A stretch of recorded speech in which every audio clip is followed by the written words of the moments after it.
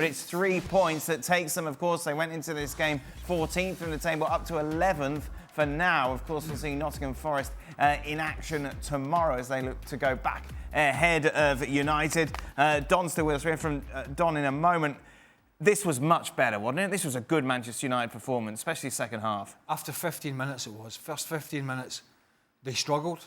Brentford started well, had a really good opportunity with a ball across the box.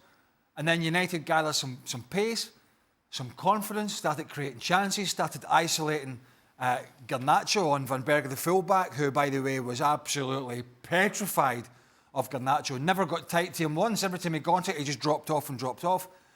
Big performances from Casemiro, who's been under pressure and out the team. Big performance from, better performance from Hernandez. Better performance in general from Diego Dalot. Rashford looked sharper, and their best player by quite some was Garnacho.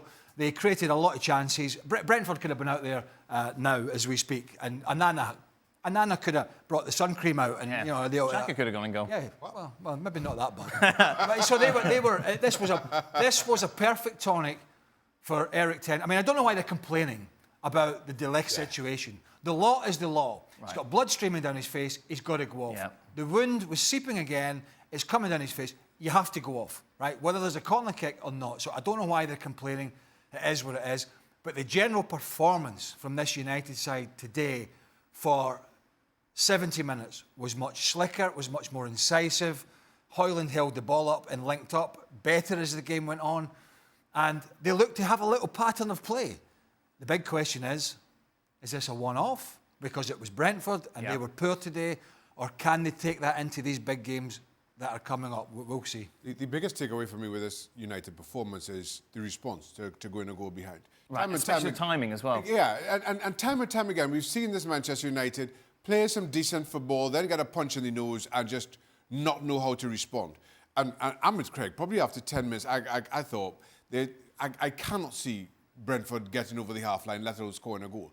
And then all of a sudden, they get the set piece, and I spoke about Dalot. Again, for me, I'm with Craig. De Ligt had to go off. I mean, I don't even know how you argue that. But you've got to deal with that situation better. But so many times we've sat here and said this about United.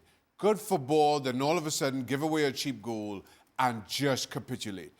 This time it was anything but. They kept their momentum, and again maybe the opposition has something to do with it, but that's not on United. I thought they maintained their style, their momentum, and in the end, fully deserving of the 3 points. Should have been more. I give them their credit today. What was different today, Don?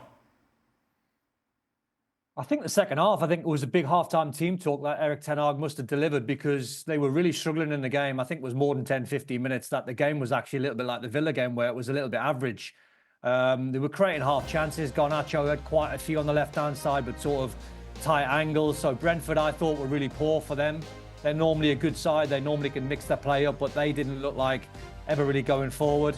Second half, when they went 1-0 down at half-time for Ethan Pinnock, it was a big sort of 15, 20 minutes for Man United where they scored straight after half-time.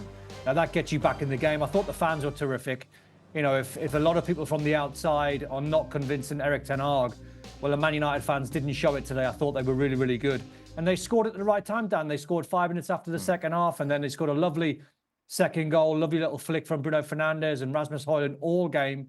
His hold-up play was really good. He got no service, but every time it went up to him in the halfway line, he held it up, he dropped it off. And then for once in the game, and for once probably all of this season, he had service when Bruno Fernandes flicked it around the corner, and he showed what he can do, and he's bearing down and goal with a little flick finish. And then you saw sort of glimpses of the real Man United coming back, where they played with a bit of swagger and a bit of confidence. And in the end, it was a really good win. But yeah, it's one of these where, is it a one-off, like Craig said? They've got Fenerbahce in Turkey, Jose's team this week. Will it be another bump in the road? Then they've got West Ham, then they've got Chelsea. So he needs to gather some results and have momentum and keep on winning games, because that's the only thing that'll shut out the noise. Yeah, they'll be looking to keep their momentum. Sorry, did you want to say anything interesting? Well, actually, I was going to say something, but it was pretty uninteresting. Well, that doesn't stop you in the past.